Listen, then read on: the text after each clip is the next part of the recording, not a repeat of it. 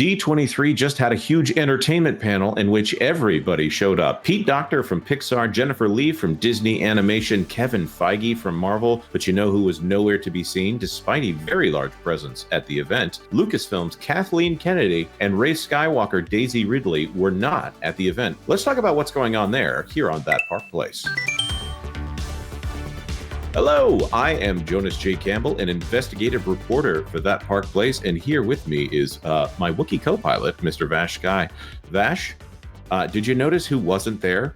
I did notice who wasn't there because there were so many attendees, Jonas. There were so many people there. Well, David Blaine was there, I can tell you that. He passed out some cards beforehand, and apparently he guessed who had what cards. I'm not trying to belittle that trick. I'm sure it was impressive. I wasn't there for it, so I didn't see it. But obviously, this is the big entertainment presentation panel for the studio right now. Everyone is contemplating what in the world is going on with Lucasfilm, because Kathleen Kennedy has been mostly silent, except when she put her hand up to say, by the way, The Acolyte is the greatest thing ever, and I want it to be more Leslie Headland. And it was her call to hire Leslie Headland to do The Acolyte, even when there was a hiring freeze on at Lucasfilm and the entire Walt Disney Company. So it's funny that of all the projects, she wanted to attach her name very specifically to that one after what we're going to call media silence here since Indiana Jones and the Dial of Destiny. Another thing I want to bring up, we haven't yet had a chance to talk about this article out of That Park Place. Kathleen Kennedy ready to retire, but is waiting for a win, according to entertainment analyst. This by Marvin Montanero. And you need to go check this article out on That Park Place. We won't talk about this bloody lightsaber thing right here because it doesn't really enter into the show. But this article is talking about when Film Threat's Chris Gore appeared on the WDW Pro Show. You're going to go have to check that out yourself. It's going to be on the Pro channel in a different form. But essentially, Chris Gore, from his contacts at Lucasfilm, has found out that Kathleen Kennedy wants to go out on a win. She wants to end her career not with a whimper, but with a bang.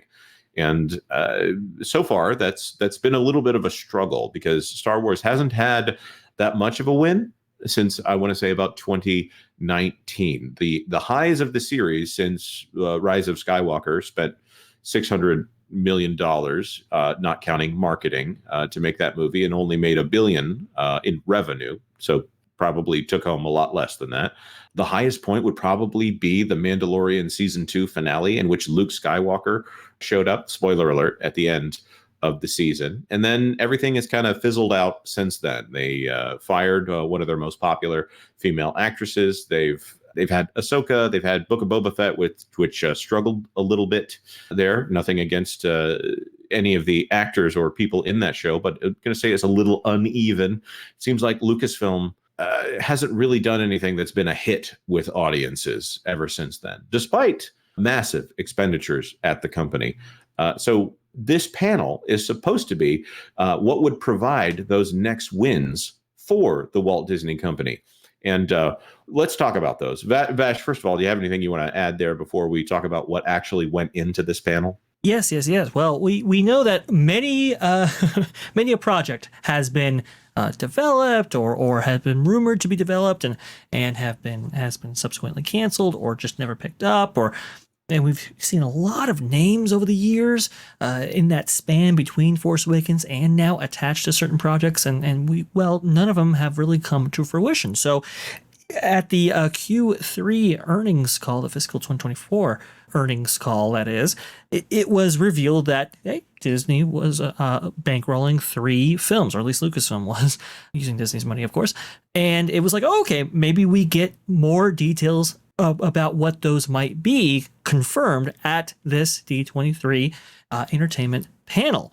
But, that wasn't quite the case. Right. So first of all, let's talk about the fact that they did have a Mandalorian and Grogu teaser that was shown at this panel, and Jon Favreau and Dave Filoni both came on stage. So any rumors of those two fighting, we can put this in the win column for the idea that they are actually working together on a frequent basis. The idea here might be that Jon Favreau hands this off to Dave Filoni, who, since 2019, he's also been promoted to Chief Creative Officer of Lucasfilm.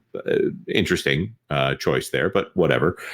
They also confirmed that Zeb Aurelios from Rebels, and I do believe he was in Mandalorian season 3, that he's going to be in the show. They so far have not confirmed whether or not Gina Carano will come back. Doesn't seem likely considering the lawsuit situation there, but it's a long way to 2026, which, by the way, Mandalorian and Grogu, they did confirm it's been shooting for a couple of weeks now, probably in Manhattan Beach, California, and that the movie will be taking what we thought was the Ray Skywalker movie slot. So let's talk about that for a brief moment here. Obviously, Sharmeen Obaid-Chinoy made some comments that were applied to the Ray Skywalker movie. There's also that Stephen Knight is the writer of the Ray movie, and Daisy Ridley, who has been on the red carpet for other events, has been asked frequently about that. She's had to clarify that she's either heard the exact story of the film but also she doesn't know what's in the script. It sounds like this version of the script is still under revisions, and Stephen Knight is currently working on a Peaky Blinders film, which is a movie that is based off of a TV series. I'm going to say they just added an actress, I want to say it was Rebecca Ferguson, to the cast of that movie, which means that they will probably be rewriting to play to the strengths of that actress there. So it sounds like Stephen Knight is nowhere near finishing another draft of the Ray movie. And yet I think that is supposed to be one of those quote unquote 3 movies that Bob Iger chose to focus on in the quarterly presentation, the slides, not the commentary itself. Right. And that's kind of the weird thing about that, too. The fact that wasn't featured prominently at this specific expo or Ultimate Fan event is quite strange, because it wasn't too long ago that they actually made a big not only media push but mainstream media push for this specific film.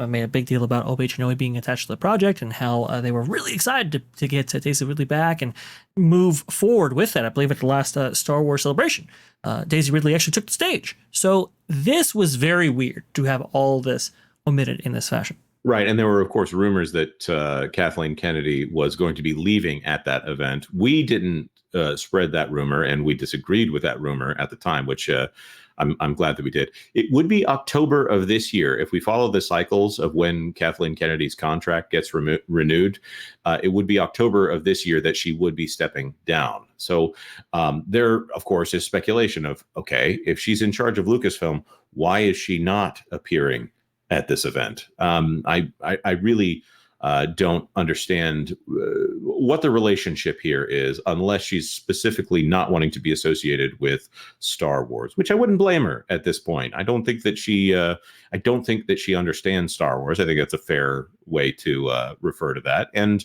I don't think she's been appreciative of the cultural commentary that's come her way. Of course, the the South Park Kathleen Kennedy Into the Pandaverse situation comes to mind. What they did talk about here, and this is the question about whether or not it will provide a win, were 2 other things. First of all, we did see Mandalorian and Grogu movie. There was some kind of teaser. It focused on old footage, but there was some new footage in there. Like I said, Zeb Aurelios, who's going to be a CGI character. They had the Andor season 2 trailer. So Diego Luna came out and talked about that one. They did confirm that Alan Tudyk, who played K2SO in Rogue One, he will be coming in for season 2, as well as Ben Mendelsohn, who played Director Krennic. You know him of the It's a Simple Life kind of meme here, the man of your talents farming. I like Ben Mendelsohn. I think he's a great actor. I'm a little disappointed that he probably won't be playing Doctor Doom, because I think he loves that character. I know he's obviously Australian, but I think he'd be an interesting choice. Let's just say that. And of course, Forrest Whitaker will also be in season 2 of Andor. I think I'm actually going to have to go back and watch Andor in prep for reviewing that later.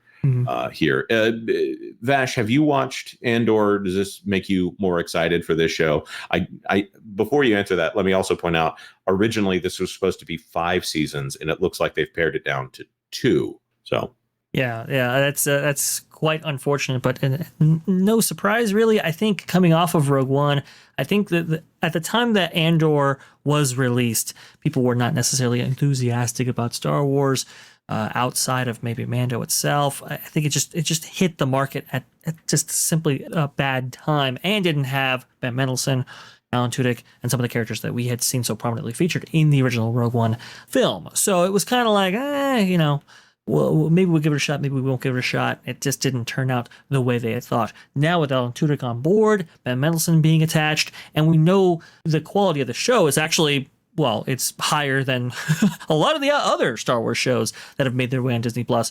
Now it's like, okay, well, maybe we give this one a shot here. So I do anticipate that the ratings might be slightly higher than they were for the original Andor, and that is good. Also, too, Jonas, the other thing noteworthy that wasn't featured at this specific event was also the Jedi Origins film that we've been hearing so much about. The one with the director from Indiana Jones 5, if I'm not mistaken. Yeah, that's right. That's James Mangold, who obviously was the director of not only The Wolverine, not to be confused with X-Men Origins Wolverine, but The Wolverine and Logan, and not to give him too hard of a time, Indiana Jones and the Dial of Destiny.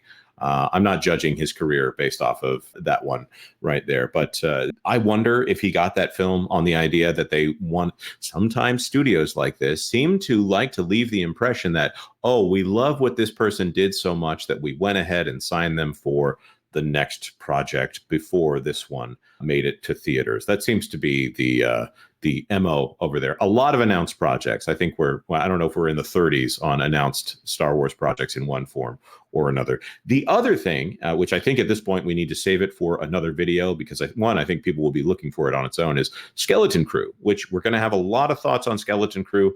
I disagreed with some of the takes that we had right off the bat. I think it's got potential. Other people have said it looks like garbage.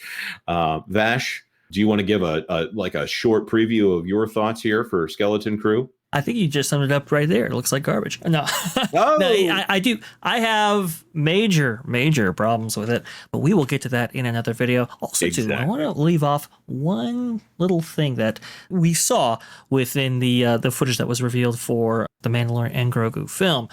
The Razor Crest makes a reappearance, and Dave Filoni without his hat. So there's definitely a little bit of a change in the air when it comes to Lucasfilm. Hopefully, bigger changes on the way that materialize into, well, this once prized studio making its glorious return.